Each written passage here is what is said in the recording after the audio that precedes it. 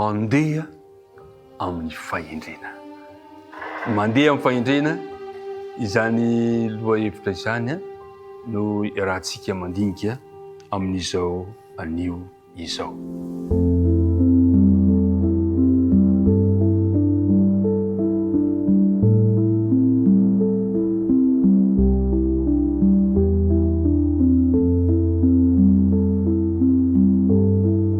Tafahoana indray sika amin'ity androany ity ka dia faly fankahita aminao indray. Miamitombo sika manaraka ity fandarana ity, makasitraka antsika rehetra amin'ny fahatokiana, amin'ny fiarahana. Ny fiadanan'ny tompo anie ho aminao sy ny ankohonanao. Ndeha ry hiaraka hivavaka sika hanomboka ny dinika hifanaovana. Ray tsara indrindra any an-danitro.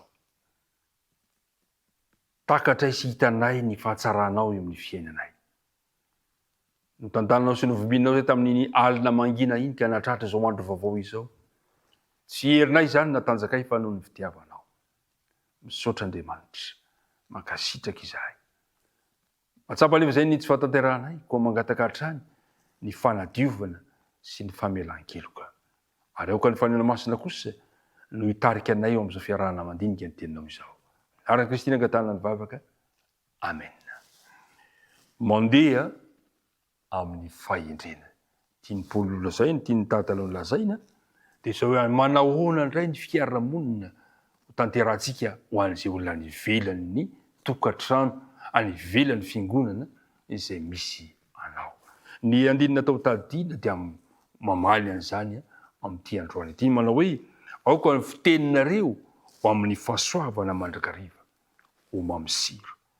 Mba ho fantatrareo izay tokony havalinareo ny olona rehetra. Ry mpiara-midinika namana, iarahantsika malala tsara fa ny famarina manandanja indrindra natao fantatsika amin'ny maha-kristianantsika dia ny fahafatesan'i Jesosy no ny fahotantsika. Ary koa ny fahazahoantsika fiainana mandrakizay amin'ny alalan'ny finoana azy. Fahamarina manandanja izany. Zao nefa zatra lazaina, misy fahamarinana hafa ihany koa sy fahalalana ny fahendrena zay tsy tokony ho adinoantsika, tokony ataontsika mandrakariva iainantsika, dia tsy inona izany fa le hoe mandeha amin'ny fahendrena. Zao no taridalana izay napetraka Paoly, ary mametraka fanontaniantsika hoe ahoana izany mandeha amin'ny fahendrena izany? Ahoana no nanambarany Paoly fa ilaintsika ny mandeha amin'ny fahendrena? Zao no voalaza lehibe amin'ny andininy 5 sy 9 amin'ny Kolosiana 4. Mandehana amin'ny fahendrena, amin'izay eo ivelany. Araraoty ny andro azo anao vantsoa. Aoka ny fiteninareo ho amin'ny fahasoavana mandrakariva, ho mamosira, mba ho fantatrareo izay tokony havalinareo ny olona rehetra. Mandehana amin'ny fahendrena. Ny zavatra misy amin'izao fotoana izao, ary mampalahelo indray, dia tsy hita natsapa mihitsy ny maha-kristianina antsika. Mampalahelo izany, indraindray tsy tazana loatra, indraindray tsy hita mihitsy ny maha-kristianina. Hany ka betsaka manao tsinitsinina. Zao no voalaza ao amin'ny Isaia 2:10.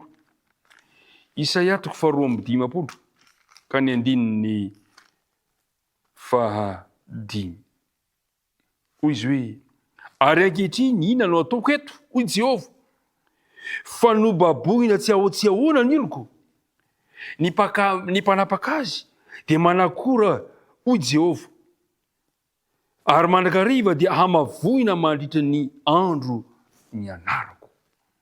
Mampalahelo zany toe-javatra takatry ny mpaminany Isaia zany. Ankehitriny inona no ataoko eto, hoy Jehovah? Fa nobaboina tsy ahoana ny oloko. Ny mpanapaka azy dia manakora, ary mandrakariva dia hamavoina mandrakariva ny andro mandritra ny andro ny anarako. Indraindray dia mampalahelo.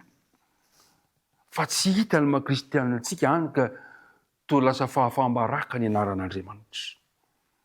Israely koa dia lasa vaty manafitohana ho an'ireo olona tsy mpino. Ianareo no itenenana ratsy ny anaran'Andriamanitra any amin'ny jentilisa rehefa tsy miseho ny tena maha-kristianina antsika isika. Ry mpiara-midinika namana, tady ity ho azy. Fa tena manan-danja tokoa ny zavatra ataontsika amin'ny hafa, indrindra ireo olona tsy ao amin'ny finoana. Ny tokantrano kristianina, ny fahatsara-panahy aseho amin'ny fomba tsotra, ny toetra tony sy feno faharetana dia milaza zavatra betsaka eo amin'ireo izay manara-maso antsika mba hahitany raha marina tokoa na tsy ny fitononantsika tena ho kristianina. Manomboka ao an-tokantrano zany no fanehoako sy ny fanehoanao, fanehoantsika rehetra ny maha-kristianina antsika. Ao an-tokantrano zany misy olona manara-maso antsika anie. Manahoana ny hatsaram-panahinao, manahoana ilay toetranao, manahoana ny fahaizanao mifandray amin'ny olona. Ry mpiara-midinika namana, i Paoly eto dia milaza ao amin'ny Kolosiana 4:4 hoy izy mandehana amin'ny fahendrena. Mandehana amin'ny fahendrena. Araraoty ny andro azo anao fantso. Asehoy eny ivelany ny fahendrenao, ny fiarahanao amin'Andriamanitra. Ary eto dia mifantoka amin'ny teny ataontsika manokana i Paoly.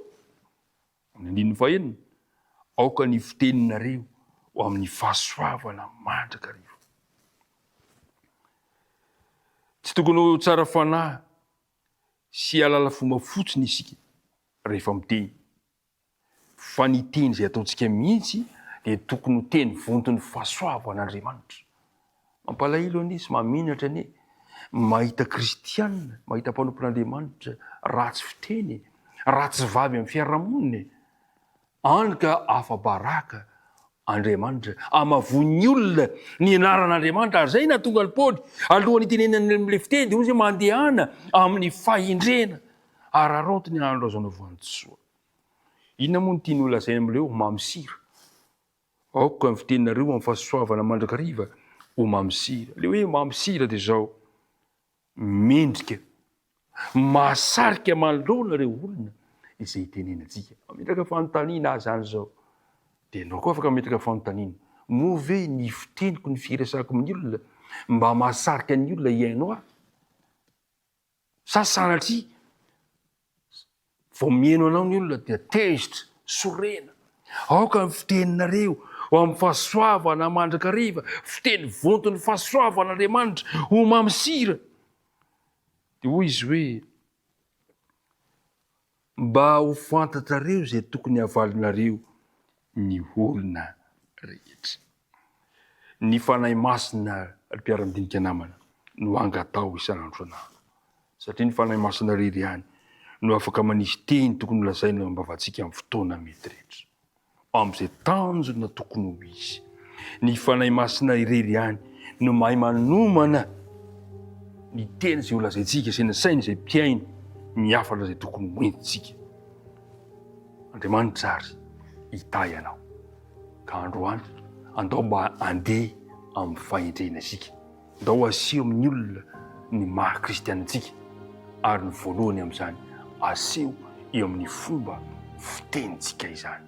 Izay efa miaraka amin'ny hatsaram-panahy, ny fahatsaran-toetra rehetra. Ombanao any Andriamanitra amin'ity androany ity, andeha hiaraka hivavaka isika. Andriamanitra ray eo, misaotranao indray izahay, amin'izany tari-dalana omenao anay izany. Te andeha amin'ny fahendrena izay androany, tsy vitanay nefa izany, koa mangataka ny fanahinao masina izahay, mba hitari-dalana anay, hanampy anay amin'izany, satria mba tianay ny fiteninay mba feno fahasoavana, ny toetranay, ny mombanay, dia mba homendrika izany fahendrena, mendrika ny maha-kristianina izany. Dia mitahina tsirairay avy, tononona sy angatana vavaka amin'ny anaran'i Jesosy.